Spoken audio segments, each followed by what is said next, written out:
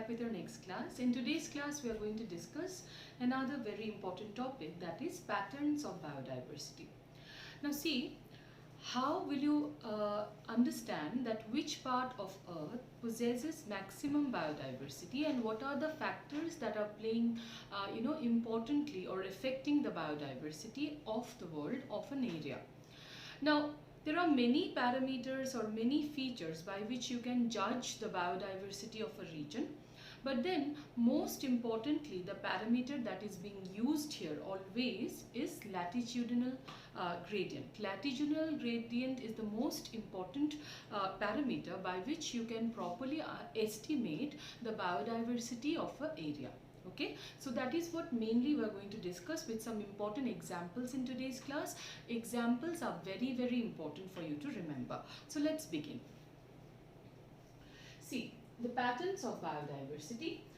The diversity of plants and animals is not uniform throughout the world but shows rather uneven distribution. Alright, so there are many interesting patterns in diversity like latitudinal, altitudinal, humidity gradient, etc. But the most well known being latitudinal gradient in diversity. Alright, now latitudinal gradient being the most important will take into consideration only this particular parameter today. Okay, see, as we move from low to high latitude, okay, that is if we are moving from equator towards poles, okay, the biodiversity would decrease. That means the biodiversity will be maximum in the equator, and as you move towards the poles, the biodiversity would gradually keep on reducing. Okay, so in that case, biodiversity is minimum in the Arctic region, moderate in the temperate region, and of course it will be maximum in the tropical region or in tropics. Alright, this is very important for you to remember. Biodiversity is maximum in the equator. As you move towards the poles, it would gradually decrease. In that case, biodiversity would be maximum in the tropics, moderate in the temperate region, and it would be the least in the Arctic region. That means towards the poles. Alright. Now, important example to support this are as follows. See this? Colombia, located near the equator, has 1400 bird species, whereas New York in temperate region has only 105, which further reduces, that is in Greenland in the Arctic region has only 56 species of birds. Alright, so 1400 in the equator, then 105 in the temperate, and only 56 species in the Arctic region. See how drastically the changes would be occurring. Next, India has more than 1200 species of birds, as most of its land area of our country lies in the tropics. Now, most of the land area of our country being, in the tropics, India is also very biodiverse. As you know already from our previous class, India stands in the list of 12 mega diversity countries, and it ranks 8th in that list, right? Now, the third example is again going to support the same thing, that the forest in tropical region like in Ecuador has 10 times more species of vascular plants with respect to forest of equal area in temperate region like Midwest of USA. Similarly, this is very important. Tropical Amazonian rainforest in South America has the greatest biodiversity on Earth. Now, it is the highest biodiversity has been accounted here.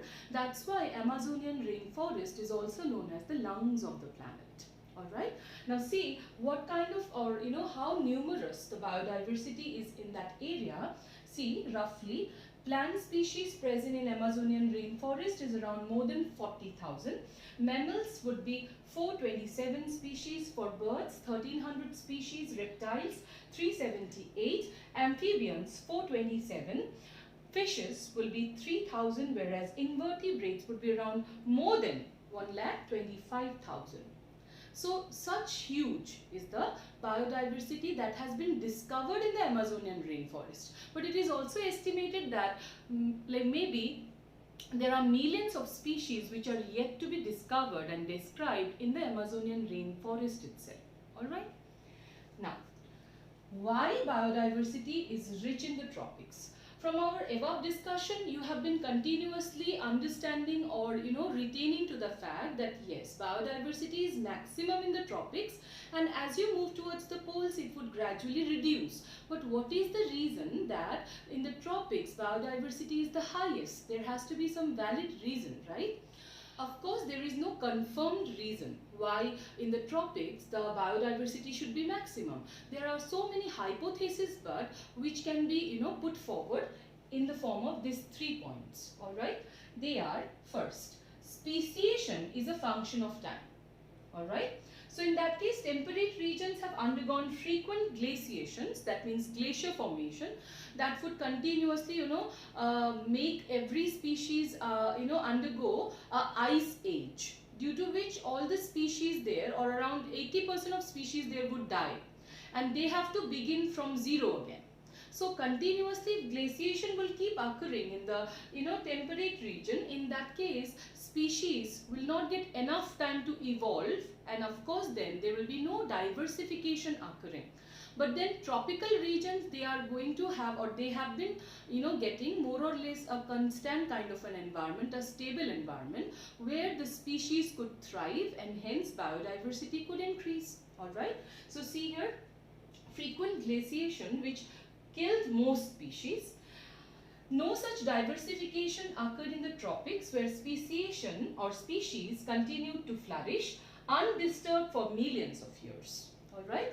So basically you need to remember that speciation requires time. In the temperate region, due to glaciations, frequent glaciations, that time was not allowed to the species. But then in the tropics, they were provided a much stable environment where biodiversity could increase. Alright.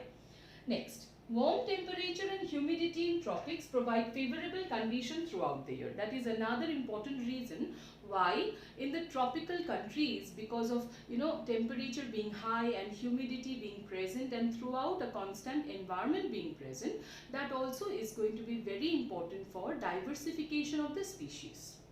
And third reason is that tropical areas near the equator receives more solar energy throughout the year. More solar energy means what? The energy that is being entrapped by the plants, that itself, if it is more, in that case there will be more energy left out in every trophic level to support more of species, right? If solar energy being entrapped itself is less, in that case the energy that can support further of trophic levels itself is not going to be present. Of course then, species diversification cannot be allowed. So solar energy being highest or being maximum provided in the equator, of course equator will possess more of species. So that's what does tropical communities are more productive in comparison to temperate regions. Alright.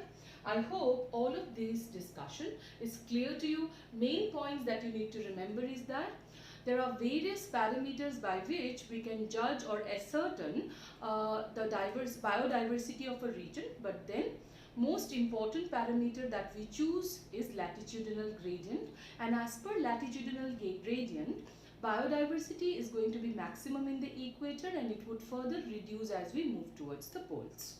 Okay.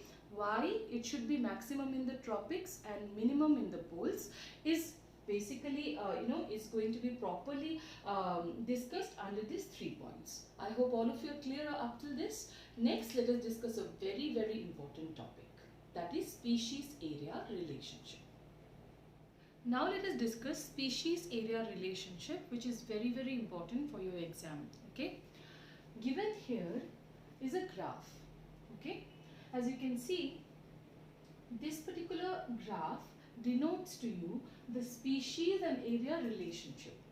So basically, when you explore an area, you will keep on coming across new species as you keep on extending the area. Okay? But this will only happen up till a limit. After that limit has been crossed, even if you increase your area of exploration, you will not keep on coming across new species. Rather, you will keep on coming across the same type of species which you have already seen. Okay, this is a very simple relationship that has been put forward by Alexander von Humboldt, who's a German naturalist and geographer. He suggested that the more you explore the area, the more you come across new species, but only up till a limit. After that, you don't come across new species, rather you will keep on coming across the repeated or the same type of species. Okay, now he has put forward this in the form of a relationship with given equation. Alright, so let's see this. German naturalist and geographer Alexander von Humboldt, while exploring the South American jungles, found that within a region, species richness increased with increasing the explored area, but only up to a limit. Alright? But the relationship between species richness and area turned out to be a rectangular hyperbola for angiosperms, birds, bats, etc. That means for a lot of species it comes out to be a rectangular hyperbola. Okay, but that is in the linear scale. But whereas in a straight, it becomes a straight line in logarithmic scale. So basically, if we take into consideration species richness and area and we try to form a graph of it, you will see that you will get, for any kind of species you take into consideration, be it an angiosperm or bat or any other species, for most species you will get a rectangular hyperbola in the linear scale. Okay, that means gradually you will see that as you are increasing the area of exploration, you will see that species richness is also increasing gradually, but up till a limit it will increase. After that, even if you keep increasing the area, you see the species richness has come to a steady, or it has become stationary. Alright, so this is a very simple thing for you to remember, that when you keep exploring new area, or if you keep on exploring more amount of area, you will keep on coming across new species, but that will become steady after a particular amount of time. After that, even if you increase the area, the species richness will come to a stationary and it will not further change. Understood? So it is a rectangular hyperbola in the linear scale, but it will be a straight line, okay, in case of logarithmic scale. Alright, now we can put this relationship in the form of an equation, that is S equal to CA to the power Z. Alright, and in logarithmic scale, log S is equal to log C plus Z log A, where S is species richness, of course, A is the area, Z is the slope of line or regression coefficient, and C is the y-intercept. Alright, so do remember S equal to C A to the power Z, or in case of logarithmic scale, log S equal to log C plus Z log A, where the most important is Z. That is called regression coefficient. Alright. Now, what is the importance of Z or regression coefficient? See this. Significance of Z in species area relationship. Now, Z or regression coefficient indicates that species richness decreases with decrease in area. Okay, the species richness will be increased with increase in area, but also of course then it will decrease with decrease in area. The value of Z lies in the range of, this is very important, 0.1 to 0.2 for small areas like plants in Britain, birds in California, etc.